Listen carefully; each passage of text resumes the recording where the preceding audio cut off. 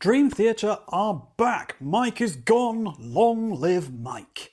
But after 16 studio albums, is the return of the prodigal son enough to bring the band back from a slew of, quite frankly, mid-tier albums and make them relevant again when the progressive metal landscape has moved so far forwards, whilst they've remained stationary for so long? Guys, girls and non-binary pals, my name is Ian, this is Rhyme Signatures, and we are once again opening the lid on the best new releases in prog rock and metal.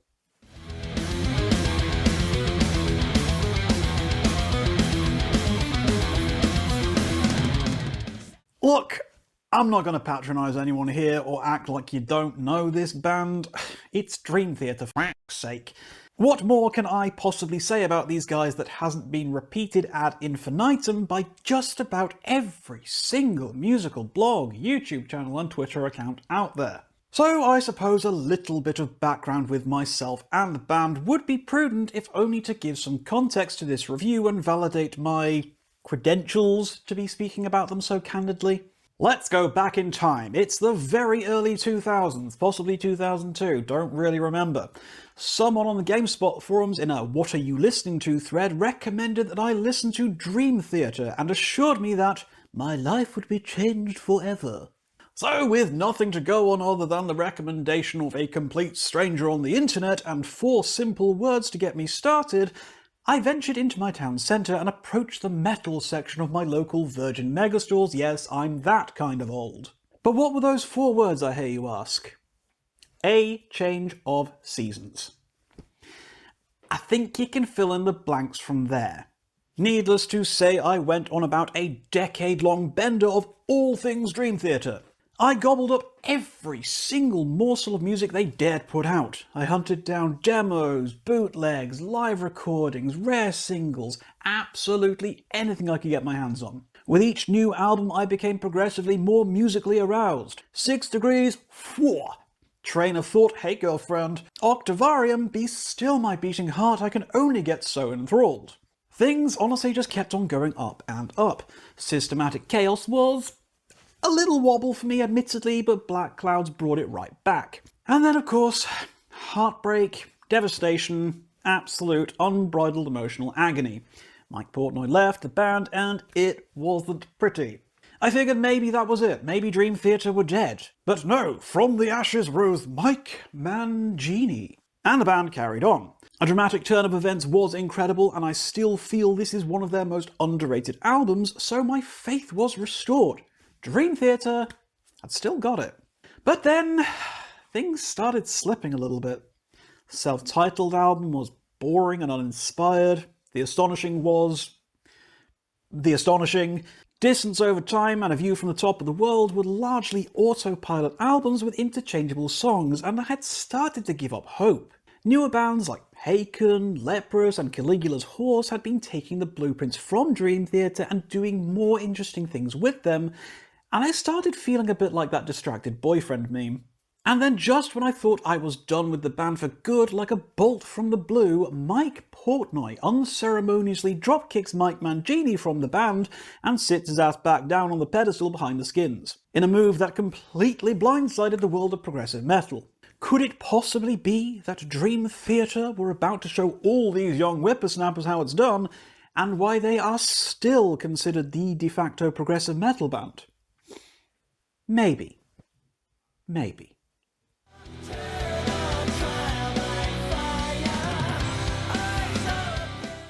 Okay, let's talk about the juicy goodness first, as we always do. Straight off the bat, I'm not going to beat around the bush here. This is unquestionably the best the band has sounded since the dramatic turn of events. Not only does Mike Portnoy being back on the skins provide a rose-tinted glasses spike of endorphins for me, the whole band feels more enthused, more alive, and more in contact and connection with the music than they have done in absolutely ages.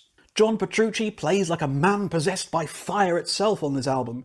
Mike's drumming is instantly familiar from the opening bars of his playing, and Jordan is actually showing a degree of restraint here for a change instead of going full wanky noodling as he has often been guilty of lately. John Myung, when we're actually allowed to hear him, reminds me of why he's my favourite bassist of all time, and even classic love him or hate him James LaBrie is doing a pretty fantastic job within his register. No, this album won't convert you if you've never liked him, but this is about as self-assured and confident as he's sounded in a very, very long time, belting out some killer vocal hooks, especially on tracks like Night Terror and Dead Asleep with their infectious choruses, and James really showcasing some late-game vulnerability on the album's soul ballad Bend the Clock. Now, if you're a fan of Train of Thought, then this could very well be the album you've been waiting for. This is dark and ballsy. The central theme, both musically and lyrically, of sleep disorders runs strong through the blood of the album, carrying a sense of ethereal wonder in these slower, more introspective moments, such as the spoken dialogue sections at the start of Dead Asleep and Midnight Messiah. These do kind of remind me of earlier times in the band's history, when they'd sneak in little snippets from movie dialogue for a little bit of fun. Altogether, it manages to feel dark and edgy, but in a more genuine fashion than the likes of the kinda cringy Dark Eternal Night from Systematic Chaos, for example. Rather than trying to just directly appeal to the harder metal crowd, the attitudes and themes on the album feel integral to the experience that they've structured here, rather than trying to make a misguided statement about how hard and cool they are, as they've often slipped up on in the past. The back half of the album is especially good, starting with the understated and frankly underrated interstitial track of Are We Dreaming? Yes, you could argue it's just 88 seconds of not a whole lot of anything, but to me it demonstrates a nice break and a beautifully handled atmospheric segue into the two best tracks the band have written since Breaking All Illusions. Bend the Clock feels like it's the ballad I've been waiting for since The Spirit Carries On. And while it may not quite have the same emotional weight or narrative excellence of my personal pick for my own funeral song, it nevertheless manages to weave a web of complex guitar virtuosity and beautiful vocal arrangements that allows it to sound head and shoulders above everything else on the album, save for the climactic final epic of the Shadow Man incident. And speaking of this final epic, it's about damn time we got something worthwhile. A View from the Top of the World and Illumination Theory are both bottom-rung Dream Theater epics, and you can't convince me otherwise. I was almost getting to the point where the 20-minute epic was something I was no longer excited for from the band, but I'm super glad to have been proven wrong with these concerns. No, this isn't going to threaten Octavarium or a change of seasons, no, of course not. But the Shadow Man incident finally proves to me that the band can still write a fantastic closing centerpiece of a song. Now honestly, there's not a huge amount of James LaBrie on this track, to be honest, with the majority of the heavy lifting coming from the rest of the band, oftentimes giving this some Liquid Tension experiment vibes, and containing what can only be described as Jordan Rudess's best and most thrilling piano work within the band since he first joined all the way back in Scenes from a Memory.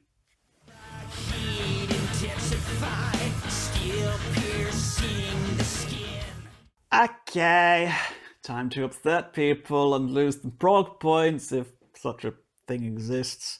Now, I stand by all my positives, okay, and I will say now that my overall vibe check of the album is generally quite a good one. But there are quite a few elements I can't overlook and feel need highlighting, and the harsh light of criticism bearing down on them. This is most assuredly a post-dramatic turn of events album. Now, I use that metric as I feel that is the last album where the band was still playing with creativity and making it work. Okay, sure, The Astonishing played with creativity, but it argumentatively didn't work. So what do I mean by this criticism? I'm pointing a finger at the growing trend for the band to crutch too hard on formulaic, safe, predictable structuring and songwriting, and it is painfully evident on 3, possibly 4 tracks on the album. The Guilty Parties, Night Terror, Broken Man, Midnight Messiah, and Dead Asleep to a lesser extent. Instrumental intro, verse, chorus, overlong noodly instrumental bridge, chorus, key change, chorus, instrumental outro. You can't unhear this formula when it's brought to your attention. Now, it has plagued the band for several albums now, and for a band who are the conversation point as to what progressive metal is, it sure feels awfully regressive of them. Now look, I get it, okay? They are in a lose-lose situation here. They can choose to break from the mold and give us the astonishing and simultaneously the angry hissing of a million pissed-off fans who didn't want a heavy metal Disney musical, or they stick to the tried and true, and we end up with songs that lack any kind of real individualism and a soup of tired ideas and uninspiring compositions that ultimately end up feeling exhausting to listen to.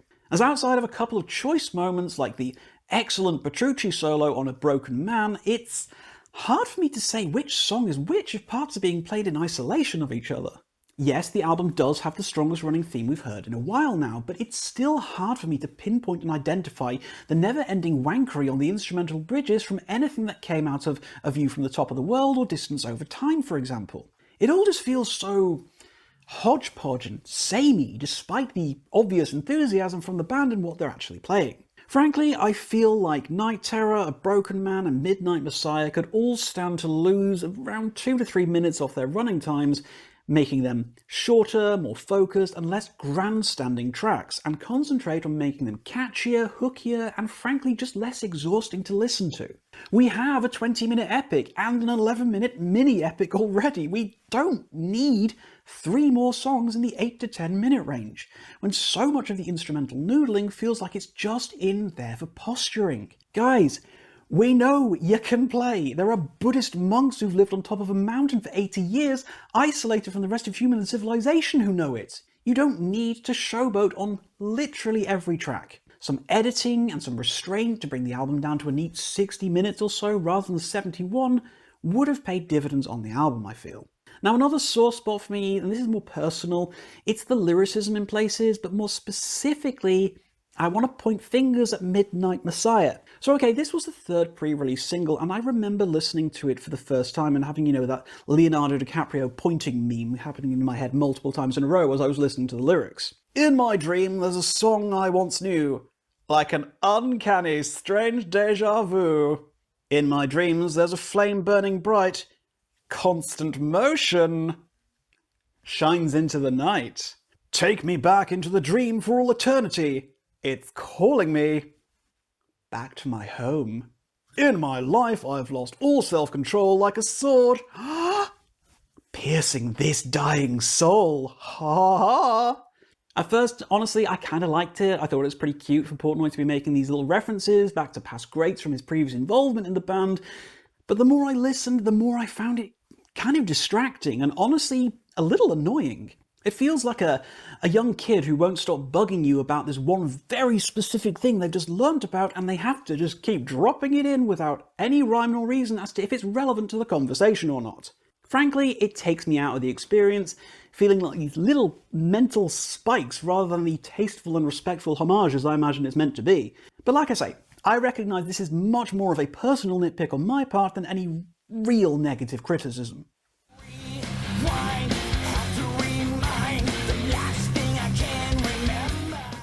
So, what else can I possibly say about Dream Theater's Parasomnia? Yeah, this is the first time I've actually reviewed a Dream Theater album as new on the channel, and I've certainly picked a pretty landmark moment in their career for this to be my first time doing so. For a 16th studio album, I really do think this is still pretty good. Most bands aren't making music together after 40 years, let alone releasing this many albums on what is ultimately a fairly consistent release schedule. Yes, I have my concerns that I've now voiced, and no doubt incited inflammatory comments as a result, but I stand by my opinions. This is not a revolution for the band. The return of Mike Portnoy has not caused the band to flip 180 degrees and released a genre-busting masterpiece. At the end of the day, Dream Theater is 5 people, and 4 of those people were involved with the creation of mid-tier slop like The Astonishing, and bottom-of-the-barrel slop like the self-titled, and the ghosts and demons of those albums have most assuredly still not been banished in full on this release. For better or for worse, this is still a modern Dream Theater album, albeit one with a lot more enthusiasm than before, and with a more consistent and engaging theme tying it all together. Now please don't misconstrue my negativity in this review. I've still had a pretty damn good time with Parasomnia. The framework of the band that once captured my heart and soul in my early 20s is still here in flashes and moment-to-moment passages and instrumental flourishes. But let's be honest with ourselves, the genre as a whole is pushing forwards and Dream Theater still feel oddly stuck in the past in a lot of ways. Just look at bands like No Spoon, Kairos, Azure, Caligula's Horse, Obsidian Tide, Bear Ghost, Hermina, and more besides. These are the students of Dream Theater, taking the lessons from the old master and moulding it into the future of the genre. Now, is it unfair to expect Dream Theater to push the envelope this deep into their career? Probably. But then why label them as the de facto progressive metal band if they aren't going to progress things? Ultimately though, I'm gonna still be buying a physical copy of this one as I hate an incomplete collection, but my actual recommendation is to stream this one. It's incredibly enjoyable in places, but incredibly derivative in others. Now, I still feel that perhaps with their next 17th album, they can push out something a little bit bolder, a bit more adventurous, but for now, the familiar ground explored in Parasomnia is certainly enough for a good time, even if it's not a great time. This, guys, of course, is just an opinion on the album, so if you love this one or hated this one, please talk to me about your experiences with Parasomnia in the comments down below. Please do drop me a thumbs up if you liked the video, please do tell your friends about little old me, and please do drop me a subscription if you've been enjoying my content so far. And until next time, guys, as always, keep your rhyme signatures pretty odd.